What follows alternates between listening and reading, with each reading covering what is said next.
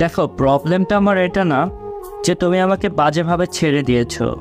Problem আমার এটাই যে আমি আমার জীবনে আগে যেমনটা ছিলাম তেমনটা অনেক ভালো ছিলাম। হ্যাঁ, অনেক খুশি ছিলাম আমার জীবনে, কিন্তু বিশ্বাস করো আমার জীবনে তেমন একটা দুঃখও ছিল না। তারপর তুমি আমার জীবনে আসলে, ওই একাকিত্বের মাঝ থেকে আমাকে বের করে নিলে। আমি না চাইতে তুমি আমাকে এটা বিশ্বাস করাতে বাধ্য করলে যে আমিও সুখী হতে পারি। আমি একটা ভালোবাসা বা একটা ভালোবাসার মানুষকে আমার জীবনে ডিজার্ভ করি। আমাকে ভরসা করাতে তুমি বাধ্য করলে যে জীবনে কেউ একজন আমার সাথে থাকুক আর না থাকুক, তুমি অন্তত পক্ষে সুখে দুঃখে সারাটা জীবন আমার পাশে থেকেই যাবে।